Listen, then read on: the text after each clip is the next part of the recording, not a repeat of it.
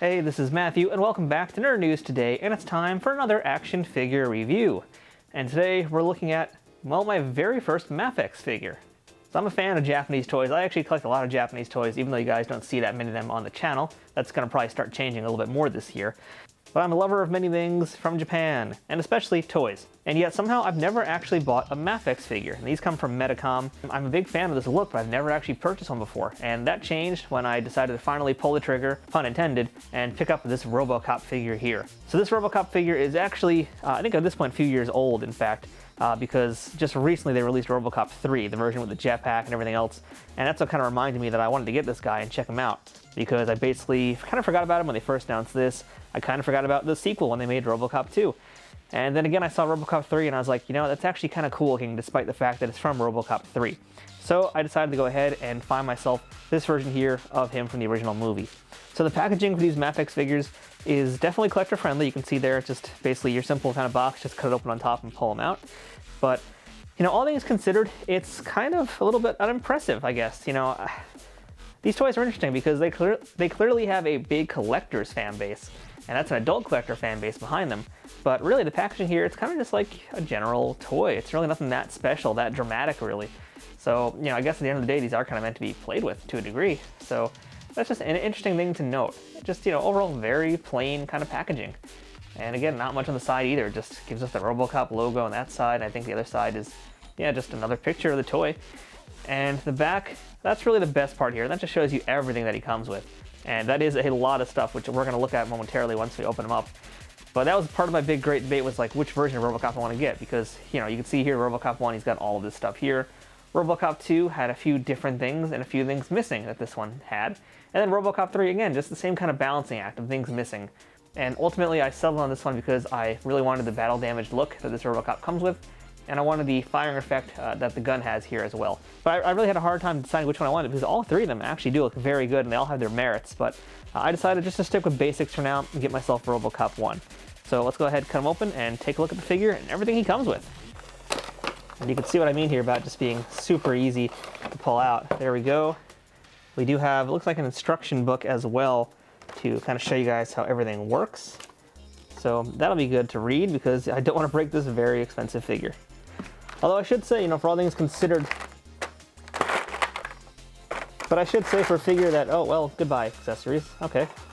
Well, there go all those. I was going to say for a figure that's this price, it's not that expensive when you really look at him and what he comes with. It's actually impressive that they managed to keep the price as manageable as they did for everything. And man, everything just fell right the heck out. Alright, so our Robocop is out of the box, as you see. That came out fairly easily. And so this is also my first time actually touching a MAFEX figure. And I gotta say, it's very lightweight. But not in the way that it feels cheap. Not at all. It actually does feel like a very high quality plastic we're dealing with here. Here's some nice pop-in as we move him around a little bit. Check out some of that articulation. But yeah, no, this feels light. This feels very nice, though. Like, this is not... There's really no other figures I can compare it to just based on how it feels. Because it just has a really nice, natural sense of movement to it as I'm moving it around and playing with it. Now, normally the first thing I talk about with these kinds of figures is the likeness, but there is no likeness here. It's just his mouth. There's no likeness of Peter Weller. But does the mouth look like Peter Weller? Well, let's take a look at the different mouths that it comes with here. And I'd say they more or less got the look of it. I mean, you know, smoochy face Robocop over here might not be the best version, but, you know, I think they got it. Just the weird one over here is seeing it without, like, the helmet on. That's definitely not Peter Weller's nose, unfortunately. But everything else, pretty much, you know, I'd say they got the look more or less. So how does the figure move around? Well, he's got ball-jointed head. He's got really nice, looks like, yes, double ball-jointed shoulders, so he can get some pretty, well, in theory, he can get in some good poses, but this chest piece does kind of block him from doing a lot of things. There's no bicep swivel at all, actually. That's a bit of a surprise. Let's see, does this wrist part move? That's negative also. So this forearm part does not move. The wrist does have a ball joint, which you can see right there, clearly going up and down. But not as much articulation as I would have thought there would have been on this guy. He does have, let's see, looks like the chest piece, I don't think it moves that much, but there is like a buck to help him turn a little bit. And the waist does turn also. We do have legs here, no thigh swivel. We do have a ball jointed ankle though, which is kind of cute because you can see it moves along with that piston over there. So in terms of articulation, not super duper articulated. To be fair, this is a Robocop, so I'm not expecting a ton from him. And without having seen any other MAFEX figures to compare it to, I can't really talk much about it other than what I'm seeing here today. What I'm seeing here today is pretty basic, but it's, I think, fairly good also.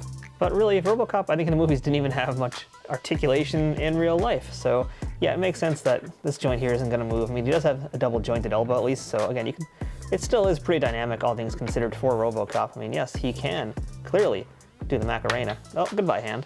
Well, I guess we're gonna try out the hands now since that just popped out. So you can see here, Robocop does have interchangeable hands, which is nice to have. So he has a bunch of them that he comes with. That includes closed fists, he's got trigger fingers, he's got this nice little pointy finger, which is nice, you naughty criminals, you. So let's try out a few of them here, why don't we? And they come off really easy. Let's see if they go in just as easily. Looks like the answer is going to be a yes. That was in nice and smooth. So now you can have Robocop pointing at his pointy finger. There you go. That looks cool. And that is the finger that he uses into that computer machine to activate it and stuff. It's also good to gouge eyeballs with. Let's go ahead and try the trigger finger though, because that's really the most important of all the hands to have here. And we'll put his Auto 9 in his hand like this. Now we're also testing out the finger strength a little bit. Let's see if he can actually get the gun in his hand, which I'm pretty sure he can. And even the gun too, it feels nice and lightweight, but like a firm, solid plastic. All right, so we've got it in his hand. It actually, despite it, you can see here, it is being held in his hand. It's a little floppy. Actually, it's very floppy. That's a surprise. Let's see, I don't know if I can squeeze the fingers together a little bit more. No, it's just kind of there. It's just kind of floppy. That's a surprise too. Wasn't expecting that to be so floppy, which is unfortunate because it's a good looking gun there and it does look really good on him. But yeah, it flops about. But if you're just posing it, not a big deal. I don't think it's gonna make a big difference.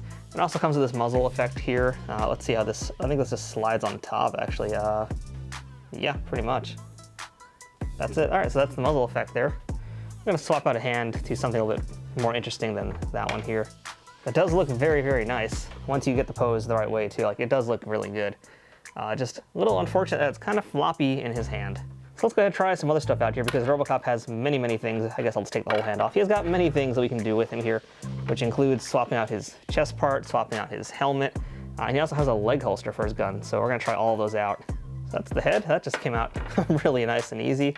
But looks like we need here this back part. So the way the heads work are multiple pieces, in fact, which is kind of neat. There we go. That's how that looks. So here's how the headpiece looks. So I think then we just slide out the face part like that. And let's go ahead and put on a different face for him.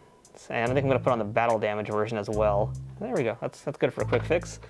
Let's see, so let's find out how this chest piece works. Now I think we just pop it off like that and there's robo nipples. Well, that's the thing I didn't want to see today. Let's cover those robo nips up. Here's the battle damage chest. This stuff is all popping out really easy. But not like loose easy, I mean like it's just going in and out nice and smooth, which I really appreciate. So this is our battle damage Robocop now. Ready for some hand-to-hand combat perhaps.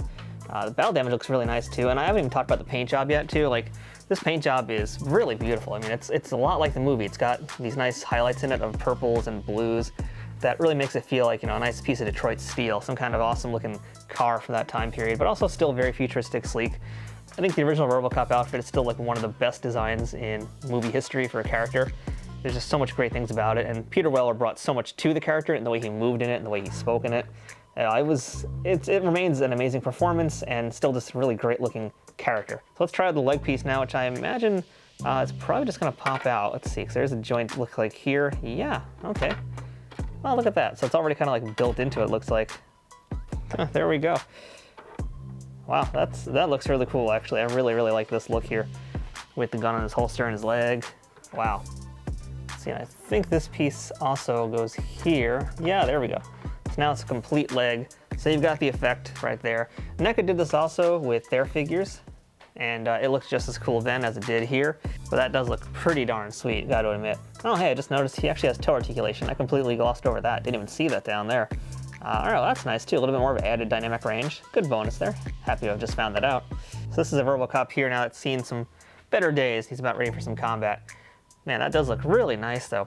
So Robocop also comes with a base, which is currently still in bag. I'm about to ruin that. And goodbye, collectability. Goodbye, mint on package. So it's got one of those really cool little dynamic bases. This you can see here, it's got 3 different holes, so you can have 3 different placements of this part of the base, but so far as you saw, we don't really need it. He's been standing up very well on his own. So it's got one of those really cool clamps that I like. I always like toys that have this with it. So I mean, yeah, unless my Robocop's gonna be flying in the air, I don't really need him to be on this. And I believe these parts also, by the way, they should come out. I think they normally do. No, actually, these are solid pieces, it appears to be. All right, well, maybe someone out there is a Metacom collector and they could tell me what the difference is with these parts here, but you know, yeah, I don't need him to be on the base. That's what he looks like on it, but he's been standing up just fine. He's on his own the entire time. So, you know, unless I'm gonna have him flying through air, which he is right now, and it is supporting his weight. That's actually very good. We've had other stands from other figures sometimes that don't even handle the weight of their own toys, but that did. So that's impressive. That's very good. It makes me more interested in seeing other figures from MAFEX, in fact, to see what those do and how those stands would incorporate into the toy. So now, is this toy worth what I paid for it? And this guy here was about $80-ish. I got him on eBay from a vendor in Japan. I then paid another like 20 or 30, closer to 30 for shipping on him. So in the end, this was a fairly expensive figure for a toy this size. We're talking, you know, a little bit more than the typical Storm figures even. Is it worth it? You know, that's tough. If you're a fan of Japanese toys, then that's obviously yes. And I think part of the price being so high was that I waited so long to get this. If you're a fan of Japanese toys, yes, you're gonna want this 100% entirely. If you're a fan of Robocop, I think you're gonna want this because, you know, that's the other thing too. NECA did their version of Robocop.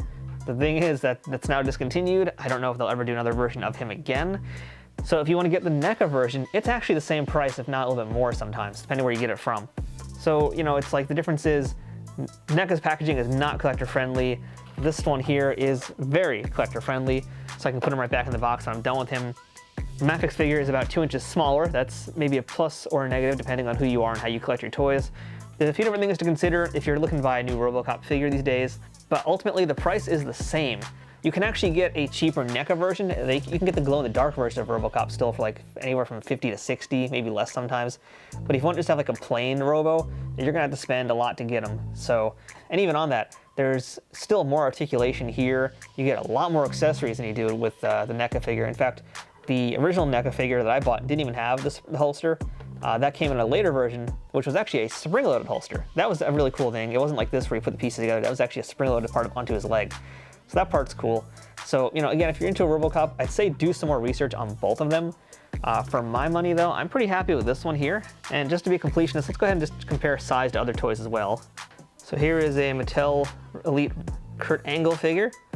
And here is a Hasbro Star Wars Black Series Han Solo figure from Empire Strikes Back. You know, he fits in all right here with these guys. You know, he's not like, I don't think, a perfect match for any of these figures here. He's almost in its own scale of itself, but it's not bad. With a NECA figure, though, or even a McFarlane figure nowadays, those are about 7 inches, or Diamond Select figure for that matter.